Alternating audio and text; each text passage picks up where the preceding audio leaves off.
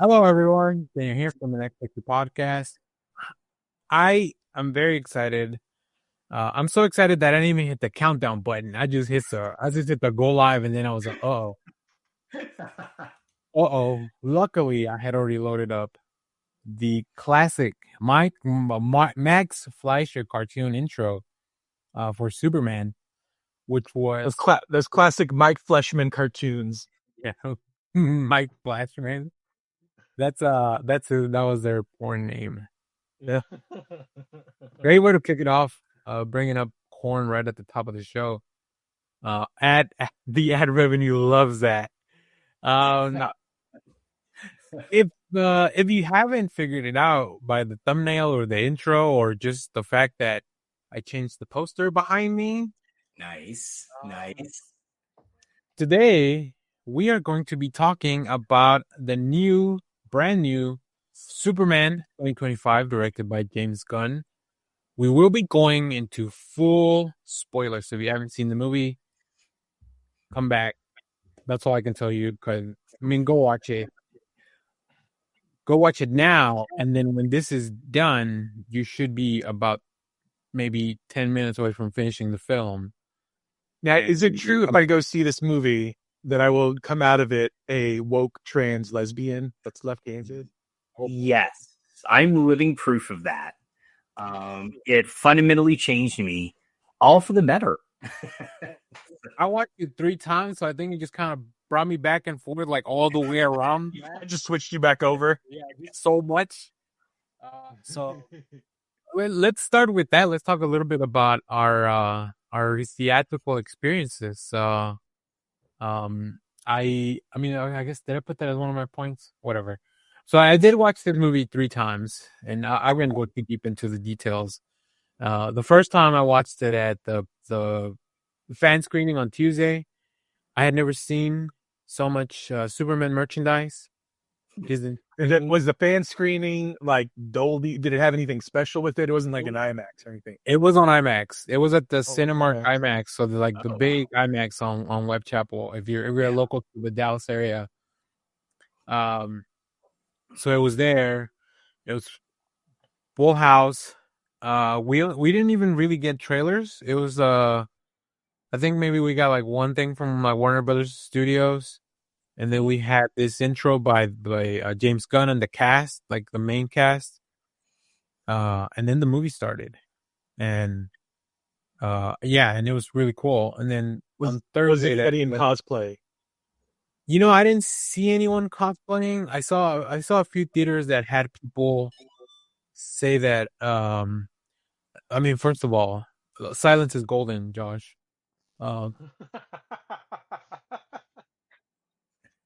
Uh, well, we've been had My bad. that was maybe my segue into my Alamo viewing. They did have people at other theaters, like where the theaters, I guess they asked cosplayers to, I don't know if they paid them to be there or whatever, but yeah, I saw a few of those things online, but not at this one, which is weird because it feels like this is the big one. But yeah, now I went to the Alamo on Thursday, which they had a really, like, the stuff before on the Alamo was really cool. Like they had a whole short of one of the Max Fleischer shorts, which was kind of like, I was like, oh, I should put that on the show. Like that should be the intro. Yeah, no, that was great. I got to live my lifelong dream of seeing an animated short before the feature film. So Yeah. it's great. I wonder if it was the same one. Was it the one that he fights like this giant Godzilla thing? Yeah, Okay. yeah, it was the same one. I was kind of hoping they would just because there's like 11 of them. So Yeah. Which you can watch them all on the YouTube channel if you have if you yeah, want to yeah, they're in public domain. Weirdly.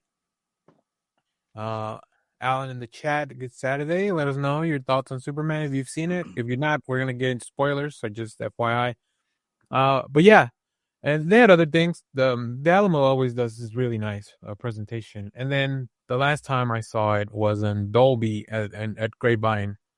Because my big shout out to my buddy Austin.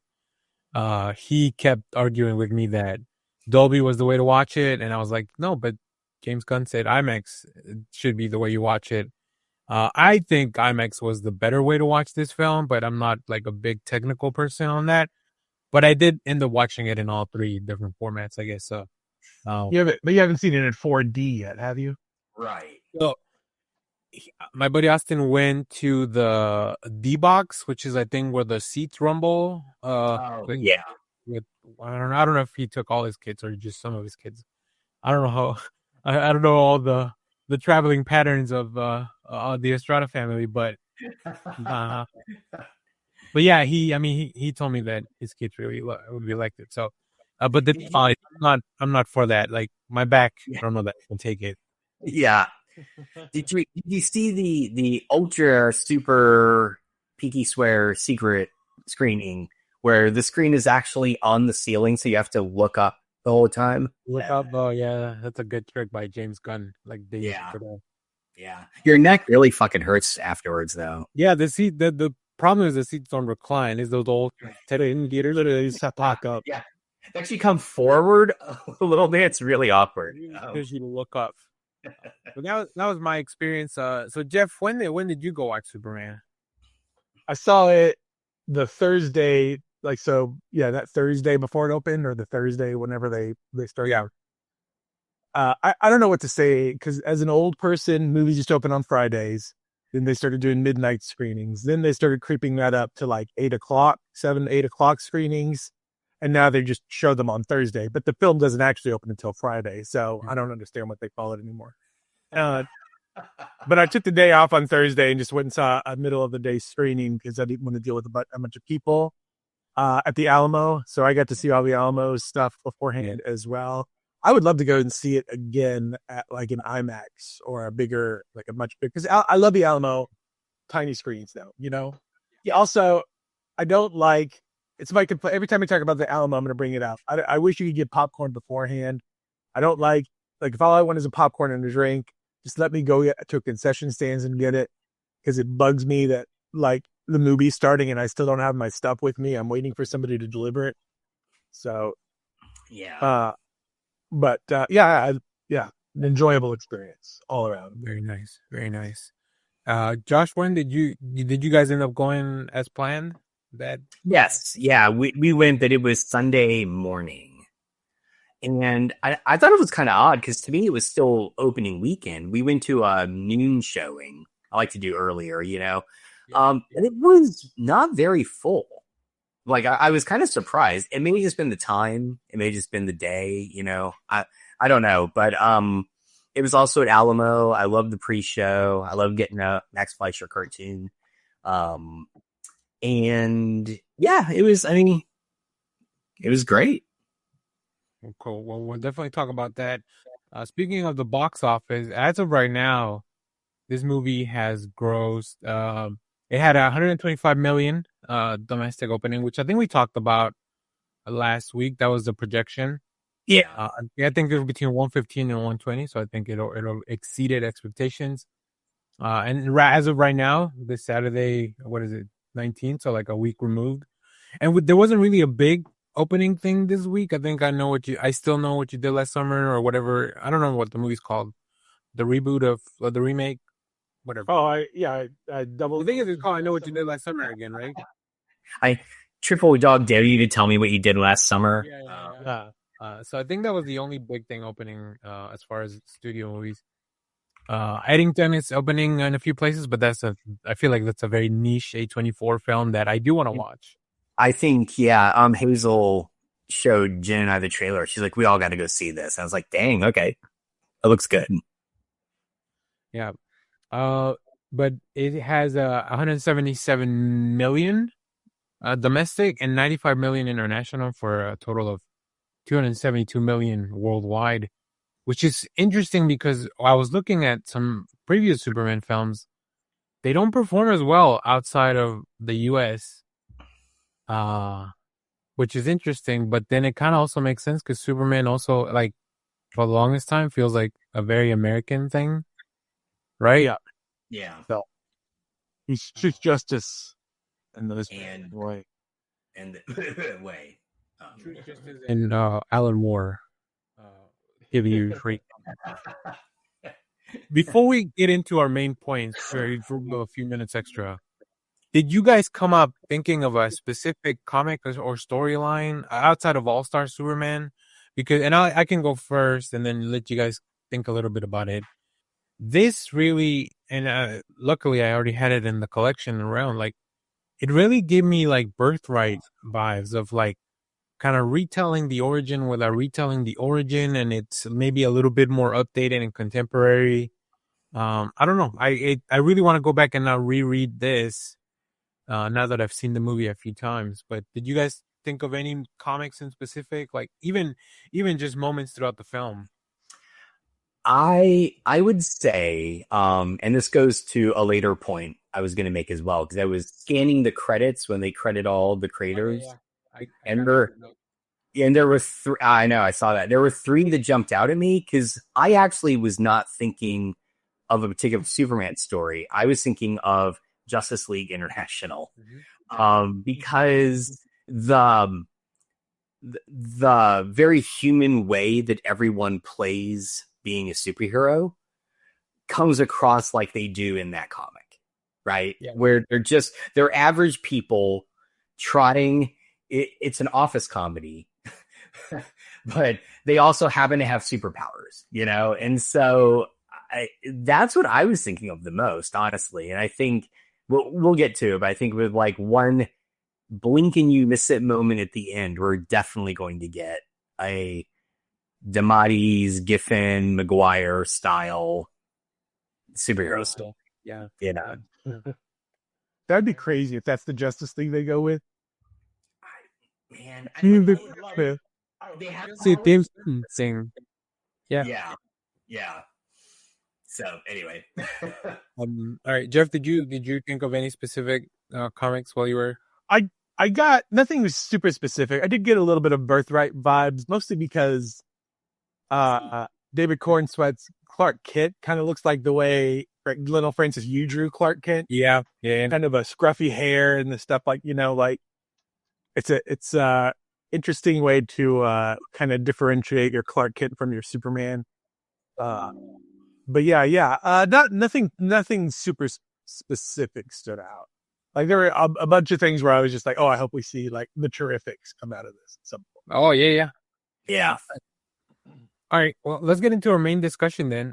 We'll start with you, Josh, and then we'll go to Jeff, then me, and then go around the horn and around. Round. Let's have to talk about. And I haven't seen your notes, so I'm very excited to. No, don't get too excited. Wait a second, let's go fast. What would have made people stick around? Sorry. So I think my big point about this film, first off, I loved it. I thought it was great. The thing that stuck out to me was I think it succeeds as well as it does because it breaks most conventions of contemporary superhero comic movies, right? Whereas, and it also breaks almost every convention of Superman screen portrayals. So, for instance, if we just go to the first big thing, again, as much as I love MCU stuff, except I think for Waititi's Thor movies, they're very dour looking. There's a kind of realism to them that I think is a central stylistic point of the MCU. This movie looks and feels like a comic book. I mean, I would say it is the live action equivalent of what animation was to Spider-Verse in feeling like a comic book. Yeah. Right? Like this feels like a bright, fun, garish, but still kind of thoughtful, Silver Age, Golden Age. No, sorry, Silver Age, Bronze Age kind of comic book telling, It was great. I agree with that. And, to that point, like, I think there's been, for whatever reason, the studios have been really scared we were just kind of joking about, like, the leather suits on the X-Men right before we went live. We've been really scared to make these movies actually feel and look like comic books. And then I think the the kind of killing blow to that was how great Nolan's Batman trilogy was. Yep. Like, really, as much as I love those films, Yeah. he steered away from the comic book aesthetic so much and really tried to ground everything in real life stuff. Mm-hmm. Which it worked great. And like I said, I love those films. I mean, The Dark Knight is still my favorite film ever. Uh, it made maybe it confirmed to the studios that incorrect bias of we don't want these things to look like comic books. And Marvel has explored a little bit, but yeah, for the most part, it doesn't feel like they fully committed. Hopefully, the success of this film changes not just Marvel's mind, but any comic book adaptation going forward to be like, oh, I guess they don't all have to look like that. We can go a little bit brighter colors and big sequences. And yeah, maybe sometimes the CGI is not as, I mean, on the third watch, I was like, okay, maybe the CGI doesn't look as good in some places, but maybe it's also a stylistic choice. We'll talk more about some of that stuff probably in a little bit. So, Well, and I agree with all that, and I think just to add on to that just a tiny bit is the fact that in in the way that I feel like Tim Burton with Batman 89 also set a precedent for what a successful translation to the screen should look like. Burton has an individual style, right? And so I think where I agree with you, Danny, that I think this may open things up for studio execs is that Gunn, God bless him, I love him, doesn't have a unique style of filmmaking. It's just, it feels like a studio film. And I'm not saying that in a bad way or a pejorative way, but he's not a Burton where you look and go, oh, that's a Burton film, just based on look and approach. yeah, And like stuff. Burton, Wes Anderson, like they all have developed specific where you look at a scene and you're like, oh, that's them. Yeah. I agree. Yeah. Yeah. So, I do think he has a vibe though. Like he's got oh, yeah. I put him in the same category as Sam Doctor Strange Raimi. Yeah. They do a lot of like fast, quick cuts, a lot of close-ups, tons of close-ups, real quick zooms and stuff like that. So he's definitely got a style to him. Yeah, I agree. Yeah. But with Burton and Anderson, you can take a steel shot. Yeah, that's in Wicked. yeah, that's so much far above. Yeah. Yeah, because I'm not trying to be rude like here with Gunn, but I would say I think your point about he has a vibe fits better than a filmmaking style, right? Yeah. Because it is a vibe. I mean, you watch Suicide Squad, any of the Guardians films, this one as well. There is again a kind of sensibility underlying all that. That's a through line. So. Agreed. Oh, but also this succeeds because it breaks many of the Superman conventions, right? We don't get an origin.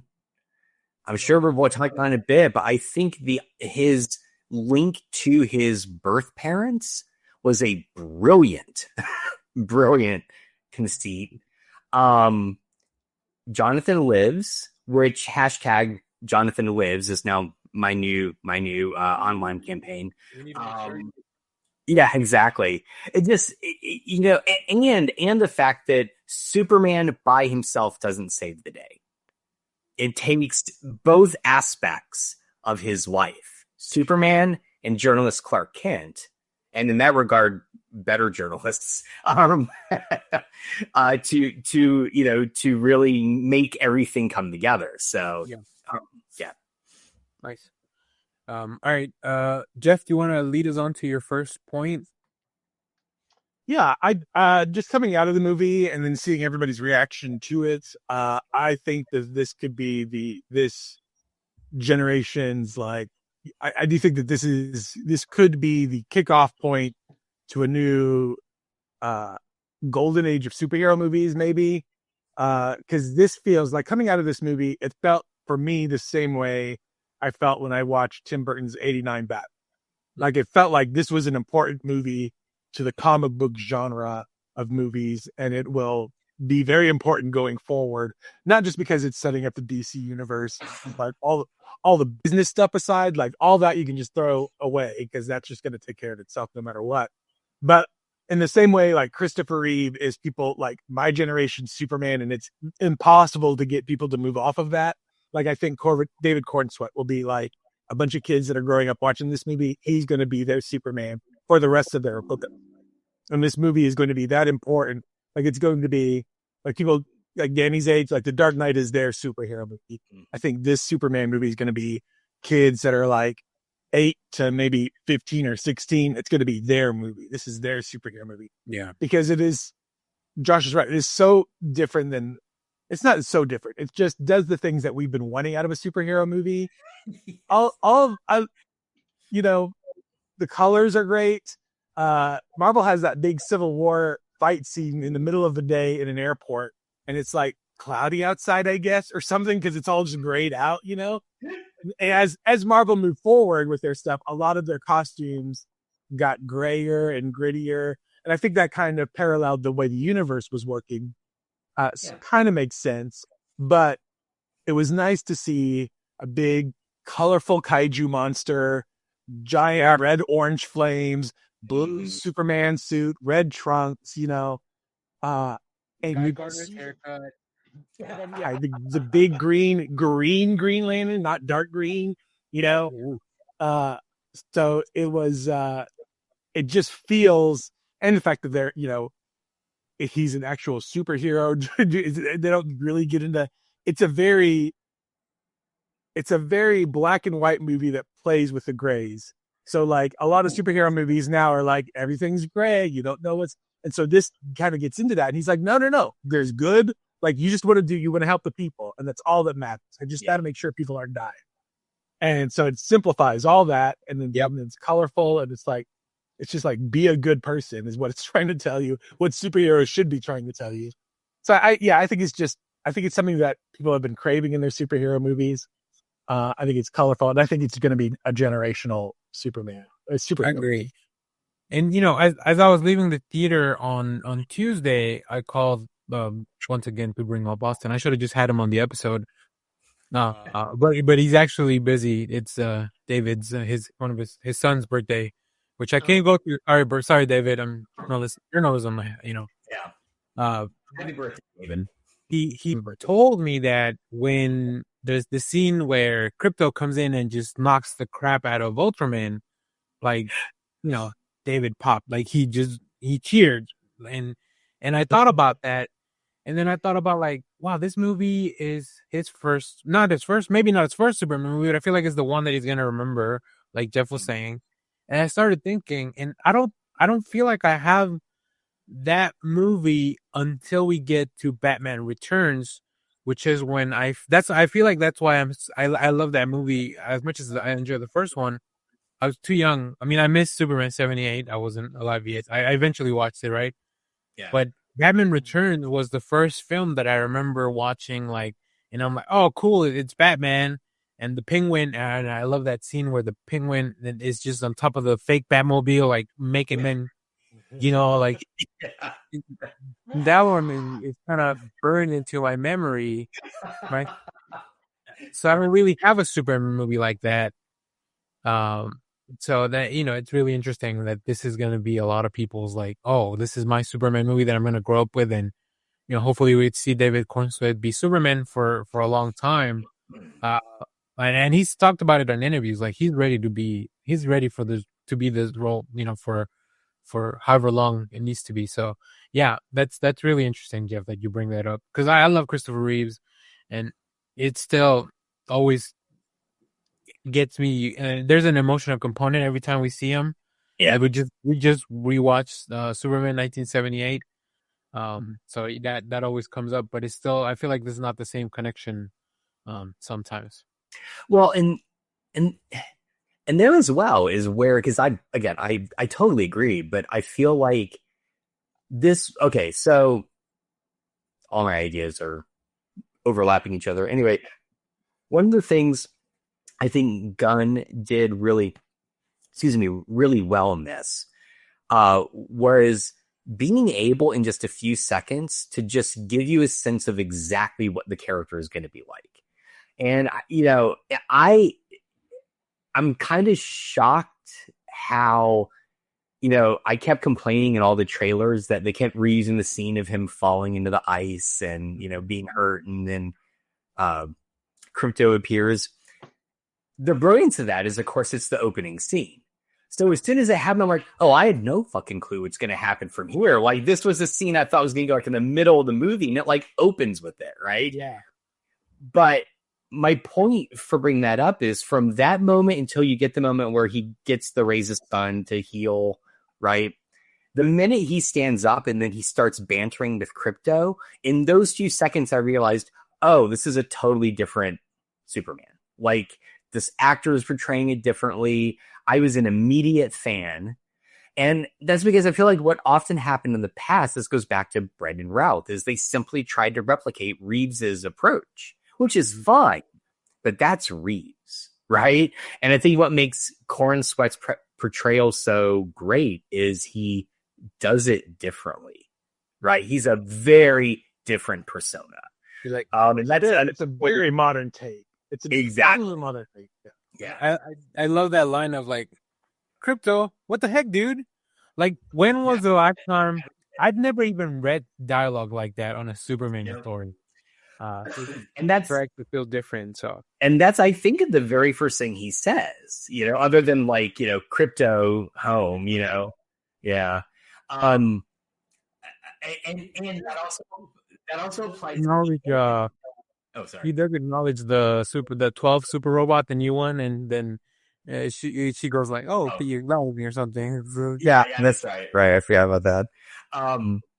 But he does the same thing at the very end with, again, massive spoiler, Supergirl's appearance.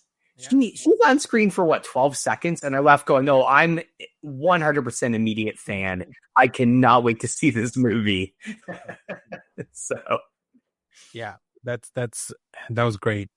All right, let me get on to my first point, which it really is, I think, one of the core pillars of this film. There are two conversations between Lois and Clark in two different apartments, right? Which I did time it. Like, Gunn had talked about a 12-minute scene of them in the interview. And from the moment that he walks in the door to her apartment to the moment that he leaves, it's about 12 minutes. Oh, interesting. Which is wild to really, like, the guts to make a scene that long in a movie that's just a little over 2 hours long, like, without the credits and all that. It's really about 2 hours. Like, that's a big chunk of your movie. But it informs you of who this Superman is, who this Lois is, and really also kind of the world perception of Superman, because we don't, we really drop right into it. I love the opening dialogue of, like, 300 years ago, began the age of monsters, metahumans appear, whatever.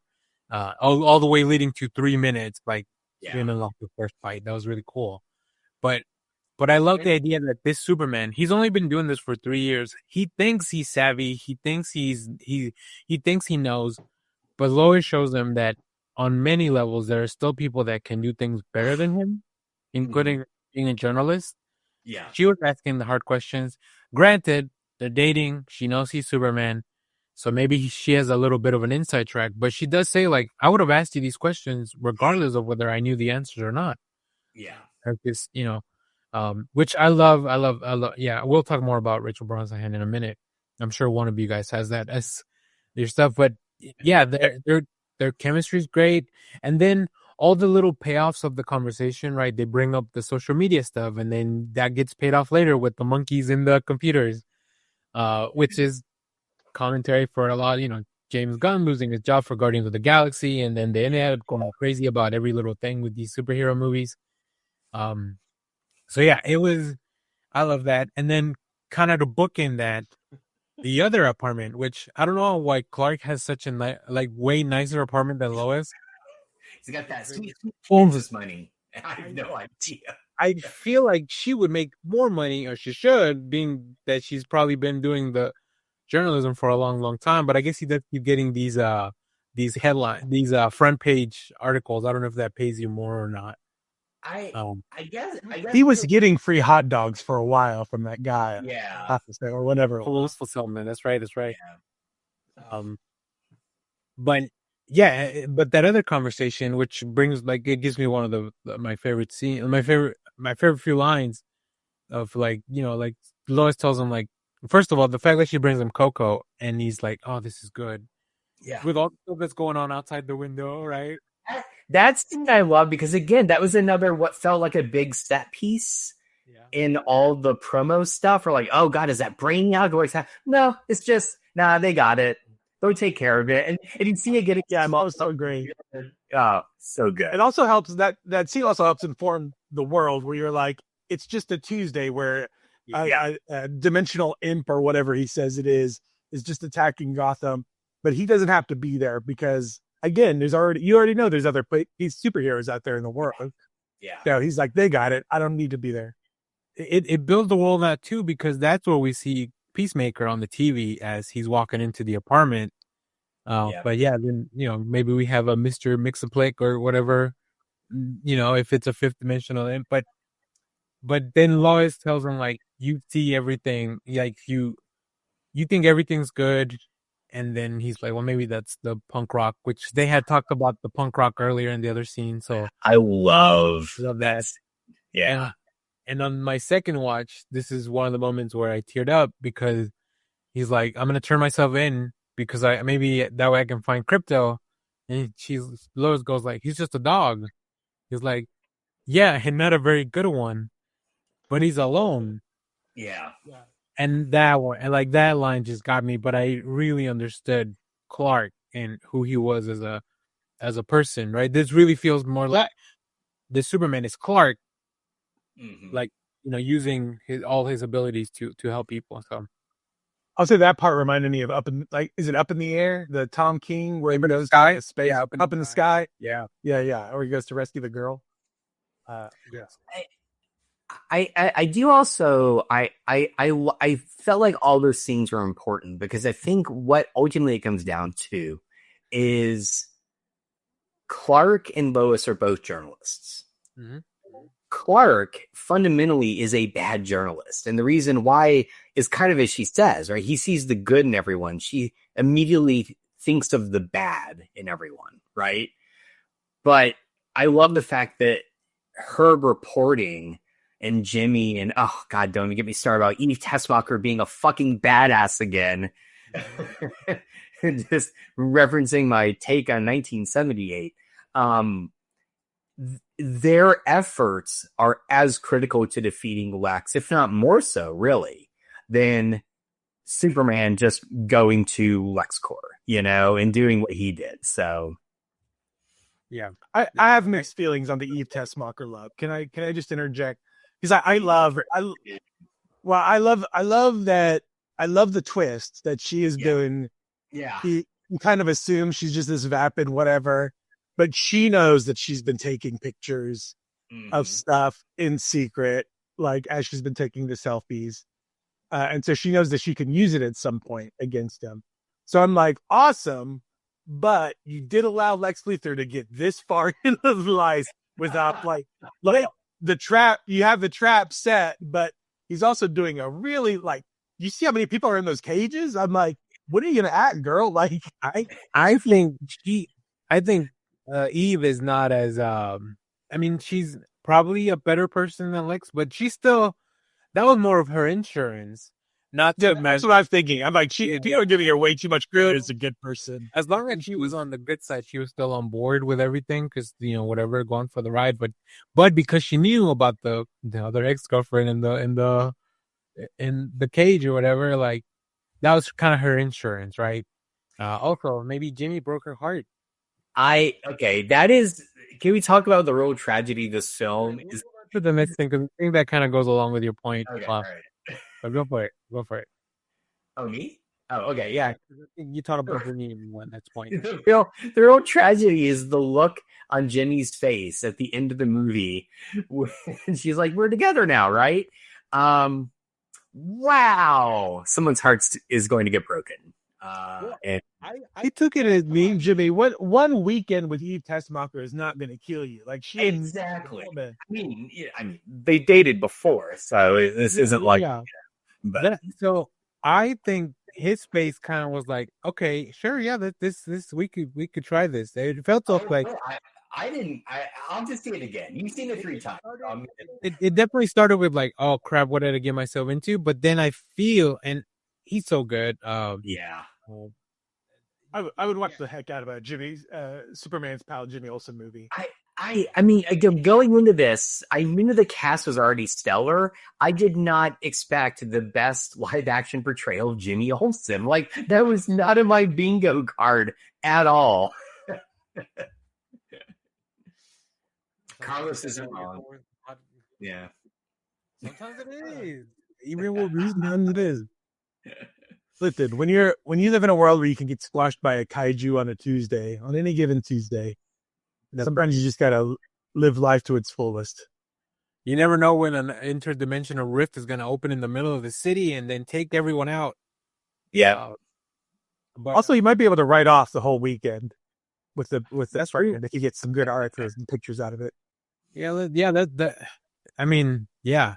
Let's keep going on that second point though. Let's keep talking about the cast. We're just, Josh, you have Eddie Gathecki as I think redemption for Eddie from his Darwin days. As someone who's never watched those X-Men movies, but really, people keep bringing it up when we talk. He's like, yeah, where I lost my mind.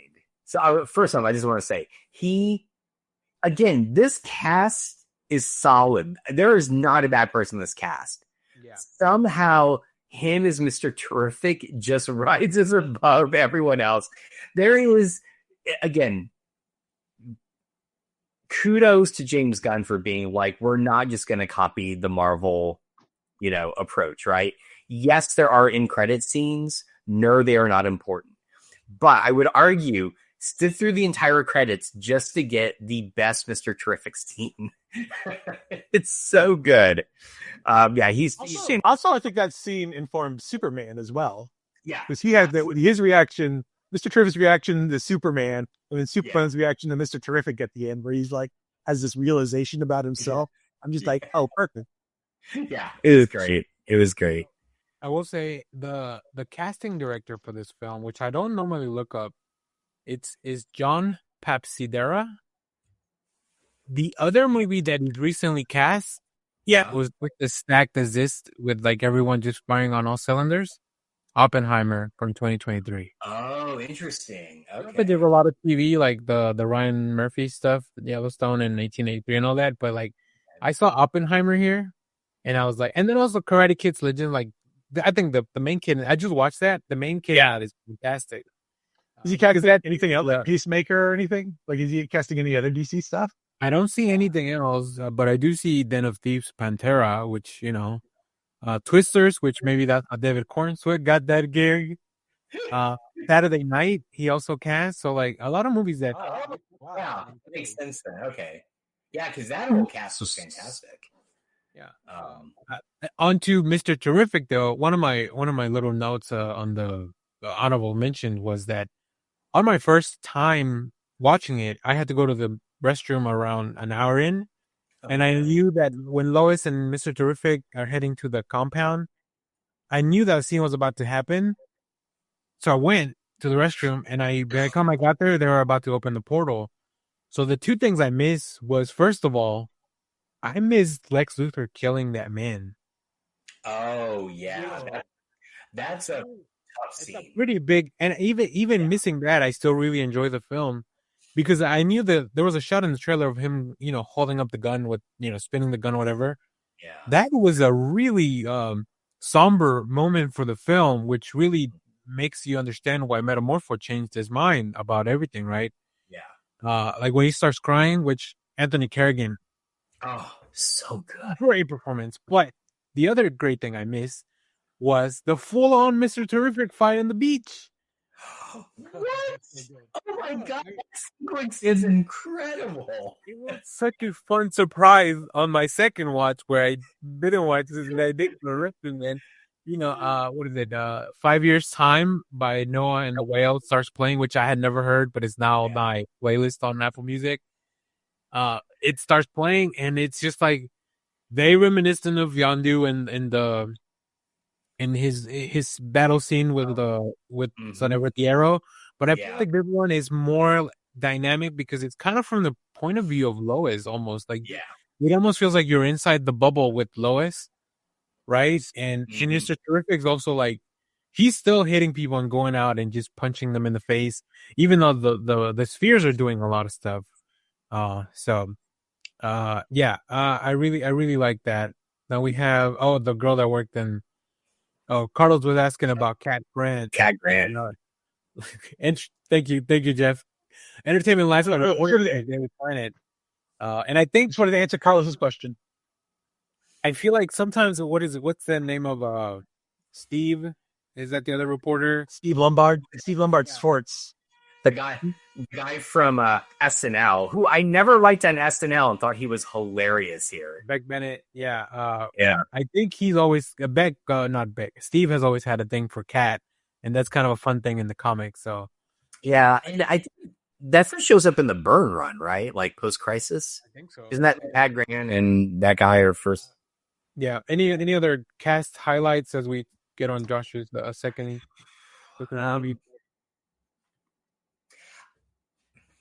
Okay, this is a hot take. Oh, here we go. As great as their performances are, and I don't think it's the actors, I think it's the way that they're written. I was kind of not a fan of Jonathan and Martha. I thought they were levity. Like the whole scene with her just like yelling into the speakerphone is, again, that's Gunn's understanding of just human nature, in a superhero movie. But I loved the conversation between Jonathan and Clark towards the end. I thought that was great, but there was just something that felt off about it. For me, it was one of those things where I'm like, oh, this is the modern take. Right. So ensconced in old man Jonathan and Martha, because of Superman 78, there were already like 80 when they picked him up out of the field, like those those actors that they got. Glenn Ford had already lived Glenn Ford in my head is like 137. Like he's been around forever, even though that's 1978. So and I think like traditionally I'm used to an older Martha and Jonathan, huge farm, like a farm. Even their house was kind of a modern farmhouse. They had cows and stuff, but it just kind of looked like a house in Oklahoma, as opposed to one of those old school farms that you're used to kind of seeing in Smallville or whatever. So I think it's a little jarring to be like, oh, modernized Superman still, Obviously they brought him up in the 90s, early 2000s kind of thing. So yeah. And Josh, leaving the first screening, I had a list of things that I like maybe I didn't super vibe with, and the Kents were on that list originally. But then going back and rewatching the film, and then knowing their full role after you get the full story and you see that ending scene, you understand why they cast just regular people that they help them blown apart. Yeah, right. You're fully informed with the story, so I would definitely on the rewatch you may feel a little bit different about the Kents and maybe I there were so many characters, but one thing I did want to bring up, which came up earlier, just as I was looking at the cast, Pruitt Taylor Vance, who plays Pa Kent, he was the priest in Constantine, the one that ends up drinking himself to death. Oh, I thought he looked familiar. Very familiar, and like they put together. So this is in his first DC outing. We have him more. So that was really cool. But yeah, I mean, Skylar Gisondo, like great Jimmy Olsen. They should do like a sitcom style thing about the Daily Planet because they have such a great cast. Yeah, and everyone they have around there.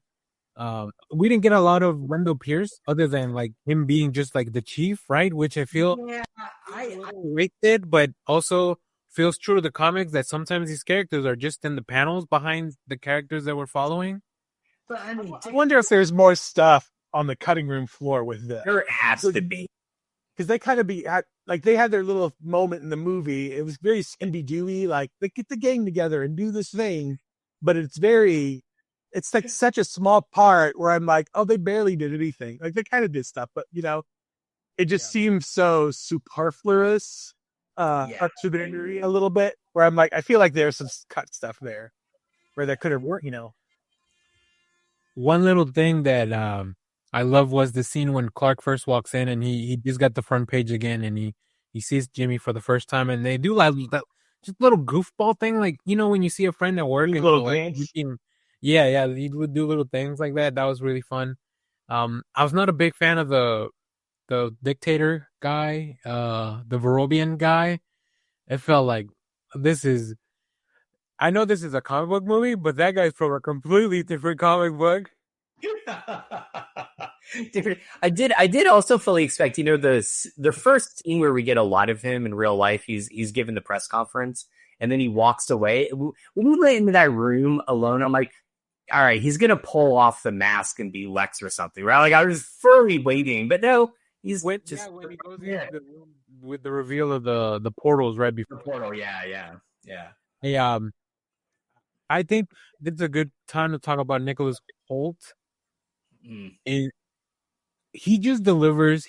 Lex is just a bad guy. There's no nuance. There's no gray areas. Right. There's no like, oh, maybe he had some valid point. Like, I feel like I love a villain that has complexities, like Killmonger and Thanos. Like they had a lot of interesting ideas of their motivations.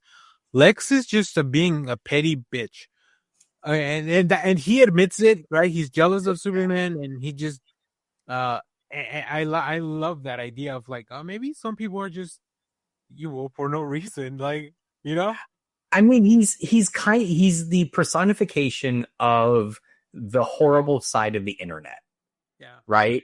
Like he's, when, the idea of like being an online troll, people are more akin to do that because they don't they don't look people in the face, right? They don't see them in person. And that's kind of what Lex does this entire time, which is why that end scene when they are face to face is so good, he runs right when he's running towards the portal and Yeah. he gets caught. Yeah. Sorry. I do like that there is like a slight nod. Well, I feel like a slight nod to the Donner stuff, where the Daily Planet people find out that it is sort of just a land grab scheme on Lex's part, for for whatever. And I'm like, oh, that's what Lex Luthor did in the '78 Superman. It was just a land grab scheme for California's new coastline, and he's doing the exact same thing. And they did do a little twist on it at the end, but I was still like, right? That's cool. I love that even just a simple line of dialogue, Lex is like, I didn't do the land deal to kill you. I mean, I didn't want to kill you to get the land. I did all that so that I could kill you. Like his motivation is just killing Superman. Yeah. If he gets the land deal or whatever, and he can open up his donut shops over there. Less so.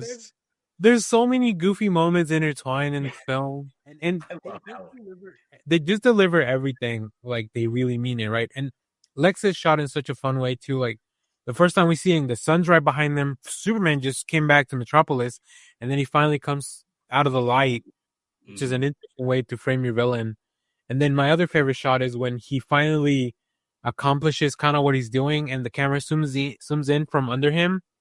And he's got that little grin on his face, and you even see like a little, like the saliva in his teeth connecting, and it's like this is this thing, but like it's such a good shot. I know I'm sure that was just kind of a happy accident that it happened that way, but James probably like, oh, that's the best one you're gonna get for that. Like this, So okay, anything else on the cast? I know we haven't talked about Lois a lot, but Jeff's got Lois on the list, so we'll get to Lois.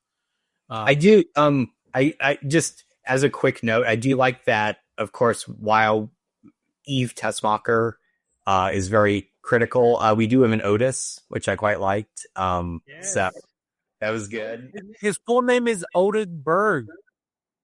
Like in the Anoma Suit, his city, town. Oh my God, you're right. Holy crap. So that's Amazing. there I saw that was his full name. I was like, ah, like, yeah. I do want to mention real quick, uh, Will Reeves, Christopher Reeves' son. He's a reporter on the street, which is a really great cameo. We saw Peacemaker as well. Let's talk a little bit about the Justice Gang before we get to Jeff's next point. Which I thought they were great, all three of them. I think we talked a little bit about Mr. Terrific, but even just like in the scenes where he's just acting, at the end when he gets to the room and he's like, the guy's like, I can tell you how to shut off the code or whatever. Like, I don't need you on goddamn Mr. Terrific. And I'm like, yeah, let's go. He's so great. They all got their nice little moment. I think Guy Gardner, like, even if he's a sicko for eating cereal and drinking milk at the same time. I do love that shot of him just with fruity pebbles, at the bar. Yeah. And then of course, Hot Girl, like, I want to see that. I want to see more of all three of them. I do too. Which I never gonna get. It was Zora the Explorer. Yeah, I didn't realize that. That was hilarious. in a long way. But when he dropped that Borovian dude, you're like, yes. Yeah, they're amazing. I didn't have an issue with the screech. I know a lot of people were like, why is she just screeching all the time? And I'm like, have you met Hot Girl? It's like, before she died. It's regular. We need a screech off. Well, we get a Black Canary and then get a screech off. That's the real question. Well, it's James Gunn. We're gonna get a Hawk Girl Eagly screech off. So, Oh, yeah. That's right. Oh, they're going to team up in Peacemaker season 2. that would be awesome. He's so great. All right. Yeah, let's talk about your next points. And if you want to wrap up those two, if you want to, we can talk about both things.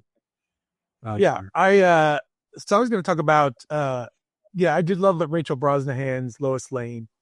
I feel like it is the most accurate Lois Lane on screen accurate since I guess Margot Kidder. First off, I got total Margot Kidder. She all sounded like Margot Kidder. There were times when she looked like Margot Kidder. And I think they dressed her with the vests and stuff that somehow kind of like, I don't know. It is what Margot Kidder's character would wear in a contemporary day, I think. It seems like it. Yeah. Exactly. Yeah. And Margot Kidder's Lois is played a little goofy and like, again, they're pulling from Silver Age comics way back in 78. So this one is much more of a modernized Lois Lane. What I wanted to really talk about was I think perfectly cast David Cornsweet is.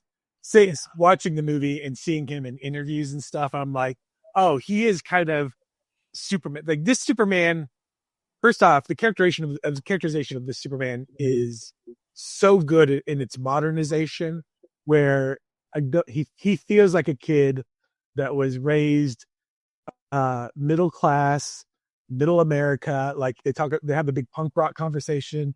It's interesting to see what Superman enjoys growing up because he feels like he's just like a kid that grew up in Kansas or whatever, who just happens to have superpowers and who happens to, do good with those superpowers. So it feels like a far more realized Clark Kent. And then part of that is that he's not like the jerk Superman that you sometimes would see in like the Justice League animated, like those animated ones. Superman can be kind of a jerk in those stories. Here, he's just like so much better than everybody else. I don't think he realizes he's like the teacher's pet Superman, I think, where he's like, oh, you didn't finish your homework all the way. You should probably kind of do that, where he calls you out on stuff and you're like, yeah, take a chill pill, Clark, like, I mean, we see how big of a jerk he is on that second end credit scene. Yeah, the second end is where he's just like, it didn't quite perfect. Yeah. And then he realizes at the end, he's like, oh, I could be a jerk. So I'm like, of course, Superman is like a little bit of a jerk. No, he's unintentionally a jerk because he is so good at what he does as Superman. And I feel like David Cornsweet's kind of the same way if you see him in interviews. And James Gunn he's like, I have a hard time working with him because we argue a lot on like the things, and he goes, and David's a really smart guy, and he's really passionate about what he believes in, and you can see that in the interviews. And I'm like, oh, that's perfect for this Superman, because you feel like this when he's arguing, he's like, people are going to die, and I wanted to save them. All that stuff that is like, you know, crossing into enemy territory, government, different countries and whatnot. He's like, all that's thrown out the window when the point is you just need to make sure to save lives. And I feel like that's the kind of attitude you need to bring to Superman, and David Cornsweet has that within him. So it's really great. I agree. You've got the look. And even I was thinking going into this film, like I feel like it was pretty easy to put together that Ultraman was a clone of Superman. Yeah. If you've read as many comics as we have,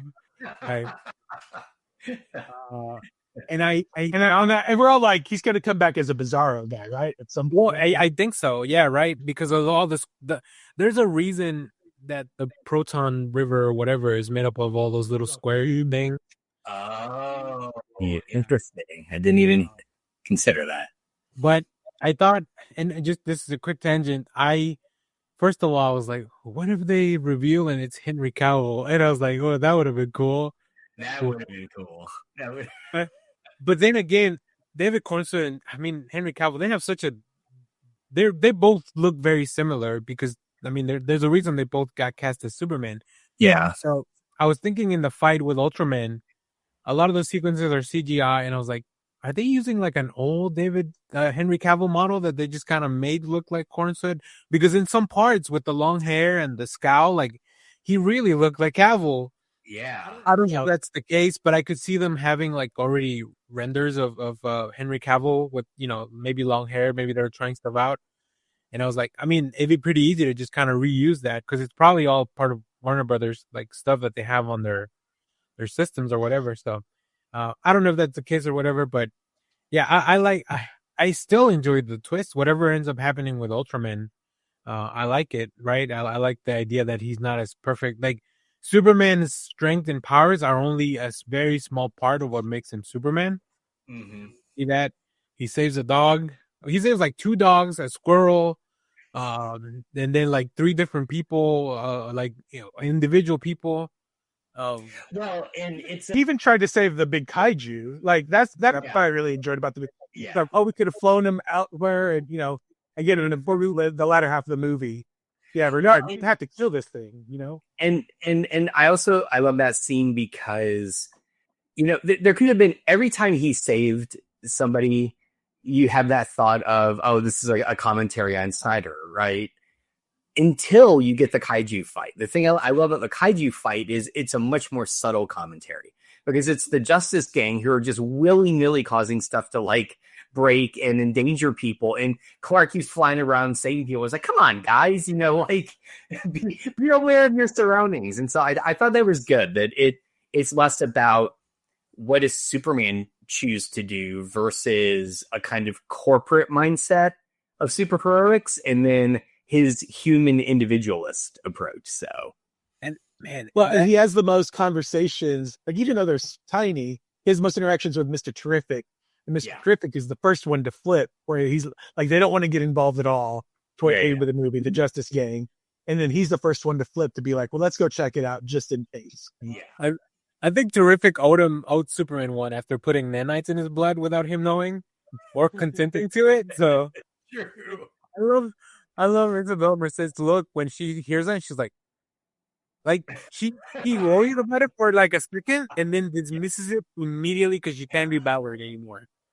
That was really fun. I'm sure we'll get more Maxwell Lord. That's nipple baby Maxwell Lord. That one shot of him on the screen convinced me we're going to get a kind of Giffen, DeMatteis, McGuire style thing. So I need to look at it slower because every street sign is a comic creator. Oh, really? Van Jurgens had a street. Mark Waid had a street sign. Another quick thing I noted since we're talking about all these saves, when they're running in the bridge, like how I love the idea that James Gunn still had to put in the trope of like somebody's ignition not starting Oh yeah. because of the key. Because like I don't know, I haven't had a car with an ignition for like over a decade. They're like everything's been pushed to start, right? Yeah. So it's really funny that trope is of the car not being able to start. It's kind of going away, but you still have to write it in. Uh, but that, 10 years, it's going to be like, my electric car, I forgot to charge it. is it DIA or something like that? I don't know. My key card is not reading properly or something like that. So Why isn't my side wave working? Who are you, me? That happens to me all the time. Way to breathe, no breath. let me go to my next point, and then we'll just go through our honorary stuff. And then so it goes back to my rewatches. Like just even this movie's so rewatchable. Like even I mean I saw it 3 times in the same week, which I hadn't done since Batman v Superman. Which was a very similar thing. Like I went to a fan event the like early in the week. Then I went to watch it on release date, and then I went to watch it again on the weekend. And I mean I'm an adult, believe it or not. And so like taking 9 hours of my week to go watch the film, like it's still a little bit of an inconvenience, even if I'm having a good time doing it. I mean, Josh saw The Brutalist 3 times in the first week too. So. I did, but I was each one is a smaller box in which he does that the Brutalist way. And this isn't like the Ocean's movies that I could throw on at home. Like I was driving out to like a place, be away from everything for a couple hours. But yeah, I just like I said, it's kind of like such a moment where it feels like a movie's back. Like it made me really question, like, yeah, movies are back, and I hadn't really felt like that since Top Gun Maverick.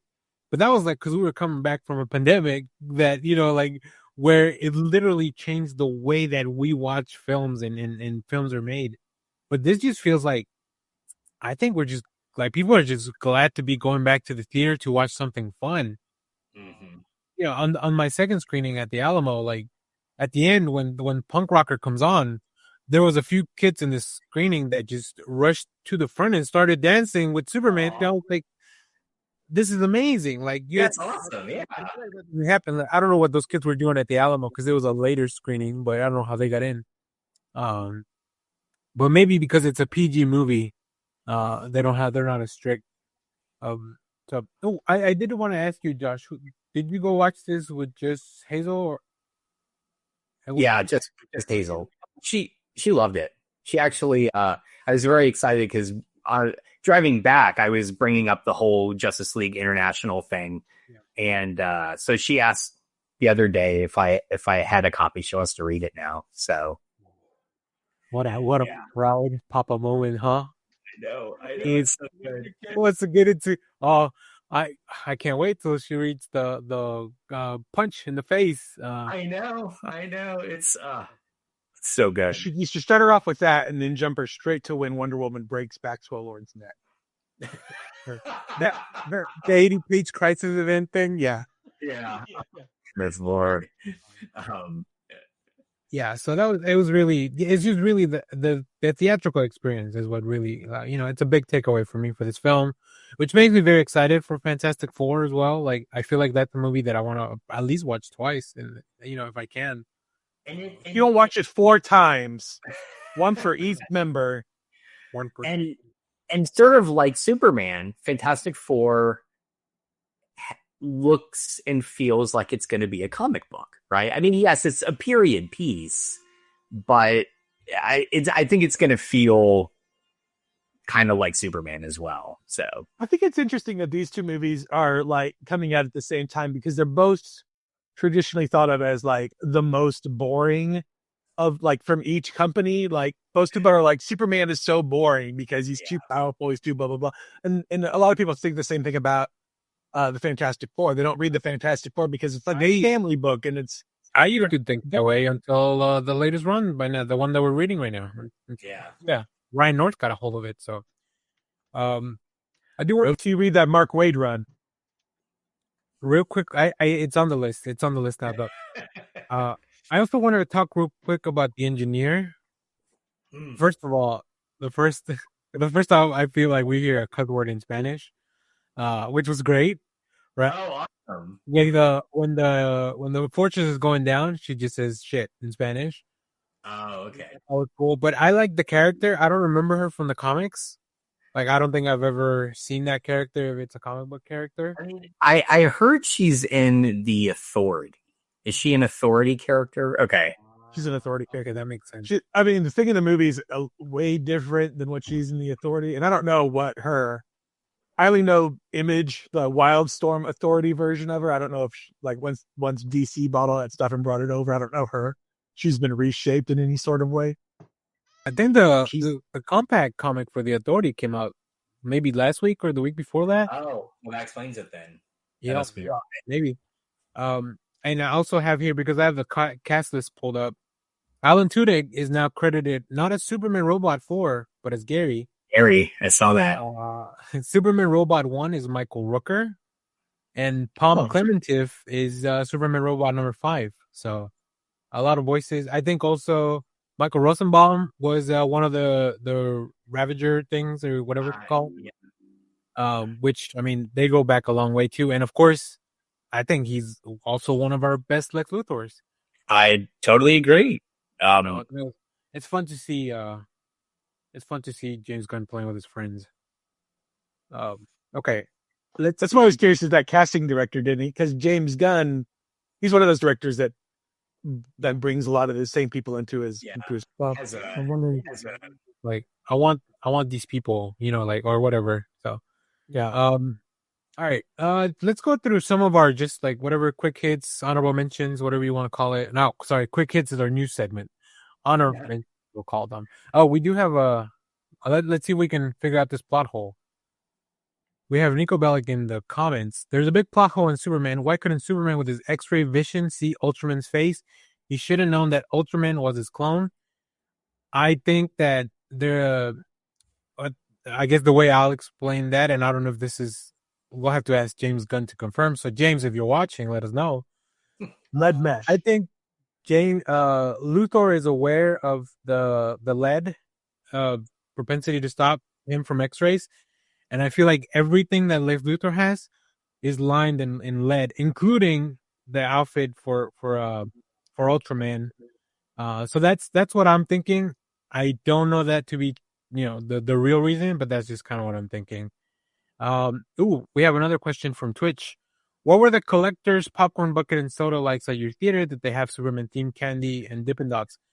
They did have some ice cream, I think, at the Cinemark when I went, and this is the bucket I got at Cinemark on the first night. I do have a cup somewhere. I don't have it with me though. And this is the one from the Alamo, the bucket from Alamo Draft House. At the AMC, the reason I didn't buy one is because Crypto piped down. Crypto just spoiled the surprise that he was going to come on the show. At the AMC, they had a phone booth that the popcorn machine that Superman is like shooting the lasers at, but it was too big and it made no sense. So, and then let's see, this makes Superman decision to go for the kill, which had all issues with Men of Steel. Yeah, I mean, we don't know that Ultraman died. He just got sucked into a black hole, which, we'll have to ask Christopher Nolan to explain that in his next movie.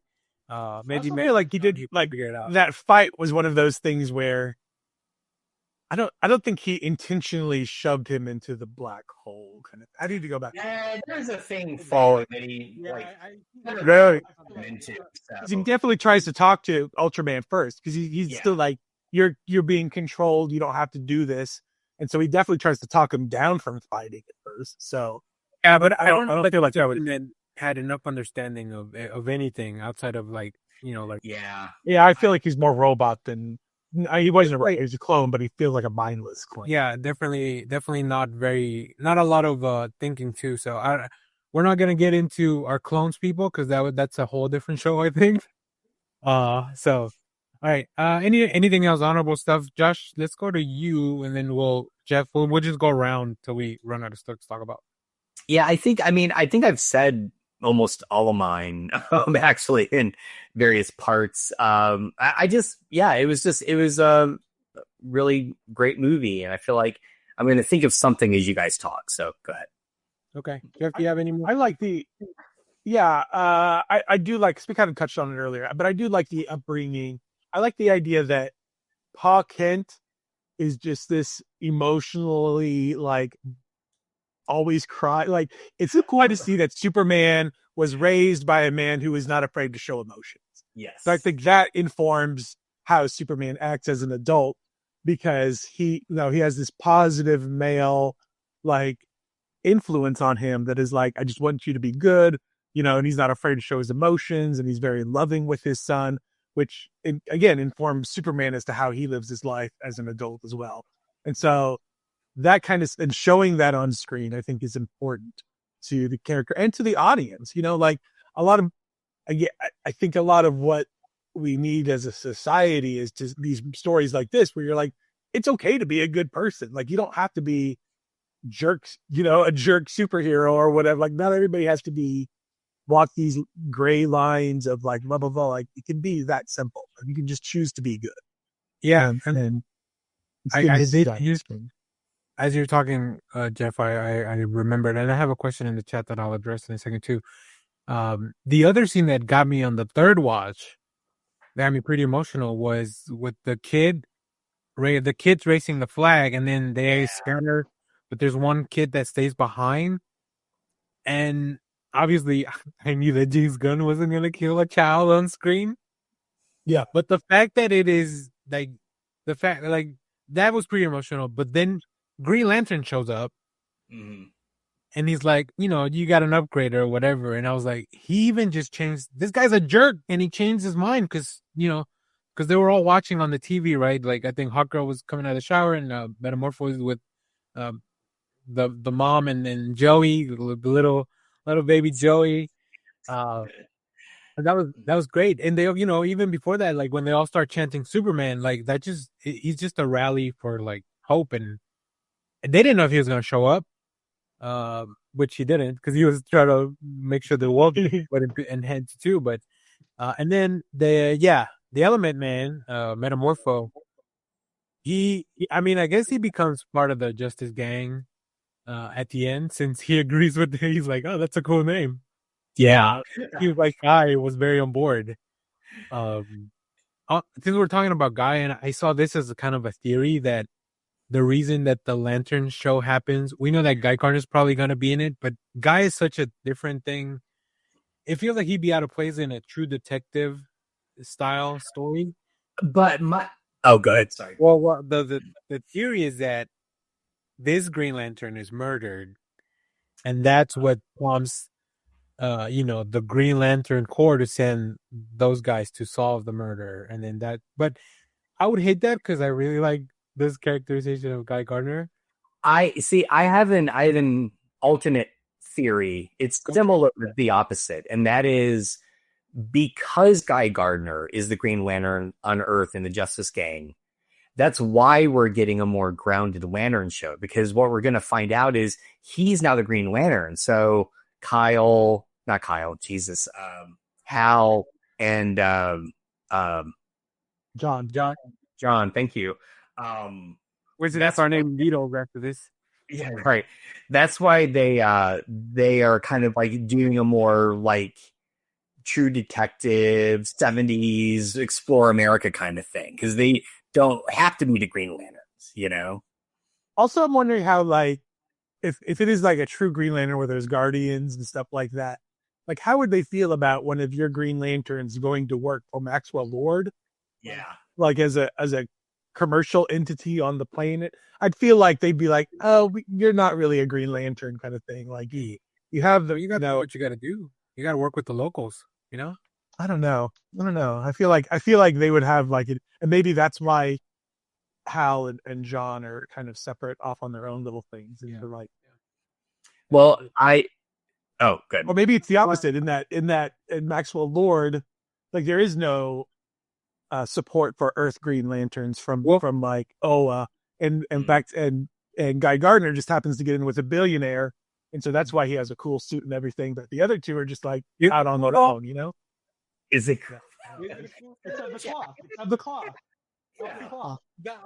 that line got me so good. We're off the cloth, like for real. So that feels like a Kevin Smith line in the movie. Yeah. Movie. Yeah. But Josh, when you mentioned that you thought it would be the opposite on the Lantern show, Mm. I thought you were gonna say, and maybe this is my idea. David Lindelof call us for season 2. Somebody frames Guy Gardner for murder. Oh, that's good. They have, and that way you get to keep Guy Gardner alive, and Yeah. then it makes sense that he would be like in a show where tonally he doesn't fully belong. I don't think, at least not that version of him. Yeah. But then you get it's very similar to like what the Strange Adventures comic where Mr. Terrific has to kind of figure out what's going on. Also, Yeah. there's not a lot of Mr. Terrific stories that I can recommend, but Space Adventures, I know he's not in the cover, at least not of the main collection or the first issue. He does get a cover eventually, though. Yeah. It's such a cool, like, if you want It's some good Mr. Terrific, that's a Yeah. Zed place to start. So The Terrifics, the first 12 issues of the Terrifics are really good too. the Terrifics, I hear, is that the Jeff Lemire Terrific? Yes. I think so. Yeah. Was that new 52? And no, I think it's that when they did Later. Sideways, all those other characters, they were trying to introduce new characters. At one The All In? No, before that, between Rebirth and All In, there was an era where they wanted to bring in like new characters, like original characters, and I don't think any of them stuck around. DC, this is the problem. So anyway, I do have two more quick thoughts I just had. One very minor, one kind of big. The minor one is this. I love the correlation in the beginning when you get all the 300 years ago or whatever, right? 3 months ago, Superman went public, right? Later on, you find out Clark and Lois have been dating for 3 months. So I like the parallelism that once he publicly becomes Superman, he kind of, I guess, reveals his identity. No, he went. to Lois. He became Superman 3 years prior to the movie, and then But I thought there was Yeah, a go. 3 month thing, but I don't remember what that is. the 3 months was he went public. Like he had been in Superman doing stuff like in secret, I guess. But First interview of them. Yeah, you're right. Maybe 3 years ago he became Superman, and maybe going public means that him and Lois, like maybe they had that first interview like they did in the 1978 film, and yeah, that's kind of when they started. Also, hypno glasses. Does he wear hypno glasses or are they just regular glasses? I don't know. Like, is he pulling the guy's chain? Love it. yeah, That yeah, drywall swords. yeah. And Lois is like, stop telling me things, please. If you were a That scene. She's like, "What if I didn't know his identity?" It's like, "What? They's Clark Kent?" Right. Okay, but here's the big one, right? I going into this was all this talk about it being woke and being a commentary on being an immigrant, right? I expected all that. What I loved was how central it was to the plot, right? When I got home again, my wife is not a big fan of Superman because she's like, he's boring, right? That kind of idea. And he's a jerk, he's an ass. And I came over and said, I think this is the first Superman you'll like. Because this isn't about him being a god. This is about the fact that he actually is a human. And what drives him to do good is not what he always thought, which was his birth parents from Krypton telling him to be good. His assumption that's what they were saying in the corrupted part is because him being raised as a human is what made him good. And I love that inversion of the idea. I love the twist that he provided. And it made his speech at the end even more powerful. When he tells Lex, that's where you're wrong about me. I'm not an alien. I'm a human. So yeah. It was great. It was absolutely wonderful. I loved it. Well, since you brought up parents, let's talk about this. This is definitely not a perfect film. There was a few things that I'm like, I'm not a big fan of. I will give you one more thing I did like before I do that though. The Luthor theme, it's called Luthor Corp on the soundtrack. Banger. Like, I love the guitar riff on it. It like just sounds very metal. Like I wish they had taken time to do more original music, but everything really feels like spinning out of the original theme for the most Which part. which made me a little upset that they never acknowledged John Williams in the music credits. Oh, is he not in the credits? I oh Not that I'm aware of. And if you look up the album on Spotify, he's not mentioned, but they're using his score. I mean, but I wonder if that's a law, like not a law thing. I wonder if that's a weird like union thing where oh, it could be, yeah. how did you guys feel about the Michael Ian Black jump scare? It's like, oh, he's the guy's done the news. What? Which is epic that. Like, I, it's zero for him. he does seem to be filling in a long line of left wing, very vocal left wing people playing right wing, types. So I thought that was good. The only way it could be more on the head of is like Stephen Colbert. Yeah, Was there. exactly. he's going to need a job in a year. So I know. Can you imagine if he brings back the Colbert Report? That'd be awesome. Do it. I hope he finds. I definitely hope he finds a home. We need him. Oh, yeah. What I wanted to talk about was Superman's other pair of parents, Bradley Cooper and I had her named right here. Yeah, it's is she Related to Seraphian, Angela Yeah. Seraphian, who was in Westworld. That's the only thing I've seen her on before, I think. I didn't even recognize Bradley Cooper in that scene. Like, Oh, really? I immediately knew it was him. I didn't. Well, even when I heard him, I don't even speak Kryptonian, and I knew that it was Bradley Cooper. you're like Rocket? Is that Rocket? Like, how did you guys feel about the message and then the revelation of the full message? And one of the things that I really fear for the whole secret harem plotline thing of it all. Although I feel like you didn't have to go. I don't know. It feels like you didn't have to go that far, and then that prompted a really cringe-worthy scene with the Barovian dude about the Barovian women, and like it was a whole thing that I didn't care for. But I feel like that's what conservative media would do. They would get eye about the staff in the air would just do. Exactly. Yeah, part of why I didn't care for it as much. Yeah, they would take the most base, salacious lie and just hang their hat on that, right? So Was it a lie? I think it was revealed that the message was proven to be true. Maybe misunderstood, but there is a mention of like, yeah, I don't. But I again, that is paid off in the scene between Clark and his Earth father, where he's like, parents, you don't have to listen to your parents. Parents are here to just give you tools to figure out. For all you parents, you don't understand. it was weird when Will Smith jumped into the background singing that. Took Clark aside and he said, "Let me teach you some stuff." I like Kryptonians as assholes. I always in my personal headcanon, the Kryptonians are like even bigger pricks than like the Vulcans are in Star Trek. Like they assume they're better than you and they know it and they're gonna let you know it.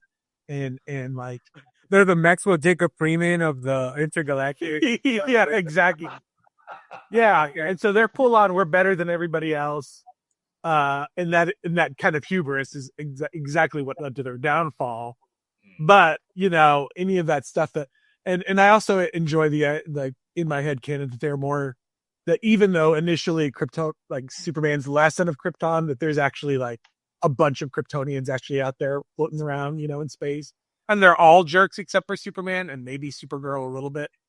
I don't know. I think the 30 seconds of screen time we had with her, she's very cool, and I cannot wait. But she did call him. So. Yeah, that's why I like.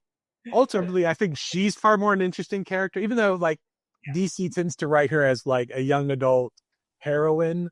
I'm like, she was alive when like she is a teenager when Krypton blows up. So she's fully ensconced in like that Kryptonian asshole lore.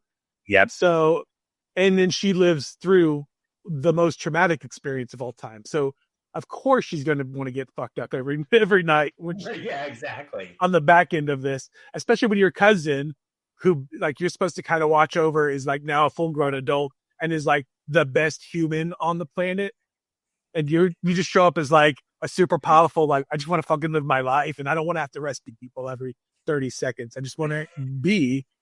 And so, yeah, I would completely melt out of Earth every single chance I got, you know? But yeah, I like Supergirl as the concept of Supergirl as on the whole. Me too. And obviously, Anybody who wants to jerk Superman should be reading Supergirl. That's the case. I saw a lot of people online be like, "That's not how she's in the comics." Well, like, have you read the Woman of Tomorrow comic? Because that's exactly what she's like. So I didn't give it. I think Millie Alcock is gonna be fantastic in the role. Yeah. See you later, bitch. Like, that was just so funny. I died. It was great. I'm very excited. Instant fan. Yeah, same. I'm very excited for that. Let's see. I'm trying to figure out if there's any other cameos or anything else. I left this movie immediately wanting more. And like bring me back to this universe. And it kind of bums me out a little bit that this is the first time I'm like, oh, thank God you're taking your time and making sure these are great movies. But also, why is it going to be like 3 years before the next Superman movie? At least I feel like. Yeah. I feel like there's nothing on the horizon. Like they're not even like we're working on a sequel or whatever. Like they're like Supergirl's next. Then we've got Clayface. We've got the Lantern Show. There's Peacemaker 2. And I feel like that's kind of all they certainly know for sure that they had out. Sergeant Roston put on the back burner. There's a couple of other things that they've been out that are like, we're working on it, you know? But I'm like, it's going to be so long before we get back into this. I feel like now we have the same Marvel problem where I'm like, you introduced the Young Avengers like 45 years ago. Like, when can we get to it? Well, and that's one thing I really liked about this film. Like, it really is just standalone. Like, other than the Supergirl of it all that we know is shot and done, there's no promises of anything else. Yeah. If DC's done, like, I mean, I know there's a lot of stuff announced, but like this movie doesn't like tell you or promise you anything else, which I'm sure that pissed off a lot of people. It doesn't matter. Like, you don't have to give me the 10 next years of your storyline and Right. the end credits of one movie, right? Sometimes end credits things used to just be like little funny extra things, as Ferris Bueller, the master of the end credit. Go home. Yeah. Go home. Like, he told you to go home. Deadpool told you the same thing later on. Buellerverse. In the same house. The scene of Gets his own movie. The scene, I mean, the mid credit is just Krypto and Superman kind of hanging out in the moon, which I do wonder how often he goes to the moon. Maybe it's just to walk the dog. And then of course the last end credit scene was just for gags as well, with Mr. Terrific and him being a jerk. I love that Mr. Terrific like kicked something on his way out. Like, he's really frustrated. That is the moment I just started dying laughing. Is him kicking that rock. He's so mad. And big shout out to the person that on my second viewing told me, like, don't leave yet, there's one more.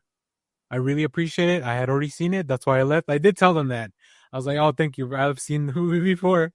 Because it's just good looking out, right? People, like, I wouldn't have the courage to tell somebody, like, where are you going? There's more movie. That's a real Superman punk rock move right there. It is. Yeah. That's the impact this movie's going to have on our society. Yeah. We're going to look out for people and say, no, there's one more credit scene, man. And I do have a list of all the creators that are in the special thanks. So we'll probably put that out on social or something, maybe on a post. I do want to ask you, now that we've kind of gotten to the end of it all, what is your kind of final rating for Superman 2025? I can start. I've given this movie 4.5 stars all 3 times that I've gone. I haven't felt like it got better, but I also didn't feel like it got worse. I feel when it comes out on video on demand, I mean, obviously I'm going to watch it again. But that's when I'll decide. I think a thing that will make me overlook any of the flaws of the thing that I didn't like is how rewatchable this movie is at home. And that might bring it up to a 5 5 stars. That's the reason that I do have some of the other films like Menace. Like I think I'm pretty sure I get Man of Steel 5 stars.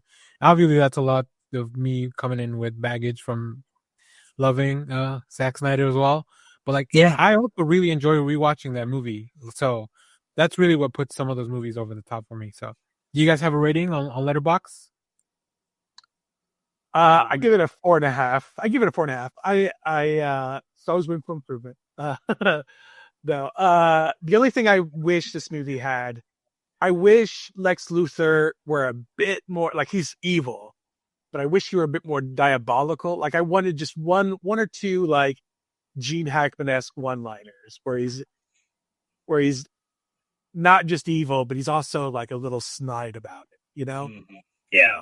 And I think he was very like there is some terrifying like when the pencil and he gets mad at Tessmacher and stuff, and of course the shooting the guy He drops it a couple of times too. the stuff he's dropping like that I kind of enjoy like that kind of weird pettiness that shows up like that kind of stuff. I'm like, give me more of that. I just wanted like one or two more little things of that, and then Superman. I feel like there's a lot of action and stuff. I needed one like super kick-ass moment where Superman like punches something or like something where I'm like, oh, that is the iconic moment for the movie. So there are a bunch of like not that didn't do it for you. it was close. Only if he had added only if he had added Freebird, the song Freebird as the back in that whole scene. Okay. Somebody, when the video on when your movie comes out digitally, we need you guys to do an edit for Jeff and put Freebird in the back of that sequence where he pops out and then starts taking out all the what are they called? They're not Ravagers. That vultures. Listen, I'm getting good at my own editing. Raptor Guard. Raptor Guards, which are purple and green like Lex's armor in the comics, which I thought was really cool. So and Michael, I did mention Michael Rosenbaum was one of those guys already. I'm just full of facts over here, guys. John Cena's uncredited in this. What a shame. All right. What else? No, Josh, your rating. I gave it 5 stars. 5 stars. Not that I think it's a perfect film, but I feel like it rose to the occasion.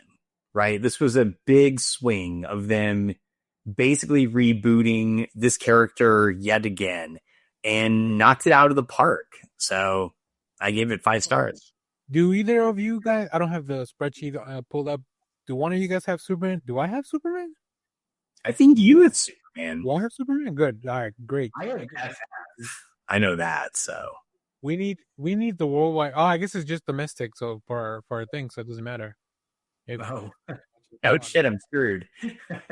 I did also like at Alamo the quiet your phone was not Superman; it was Naked Gun, but acknowledging your Superman, which I thought was great. So that was hilarious.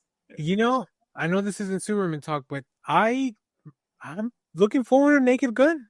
I know, I am too. It blows my mind because I can't think of the last time I was excited for a Liam Neeson movie. Yeah. Like he's just done so many of those straight to video or like the Taken films, and then he had a whole incident after. Have you seen the original Naked Guns?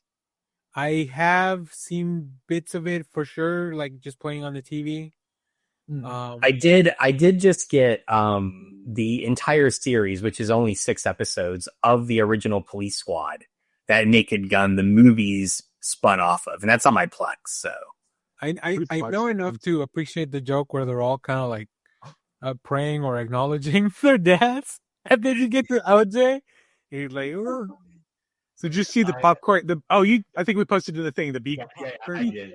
Yeah. Which is a reference to that line from the first movie. Yeah. We might have a little mini discussion on Naked Gun, and we all get to watch it at the theater. Also, Fantastic Four is out next week already. So you can do it. Talk about that soon as well. Whatever. I don't have any tickets planned. I didn't buy them. I'll tell you this, if I didn't buy Christopher Nolan tickets a year in advance, I'm definitely not. I was gonna ask if you bought theirs.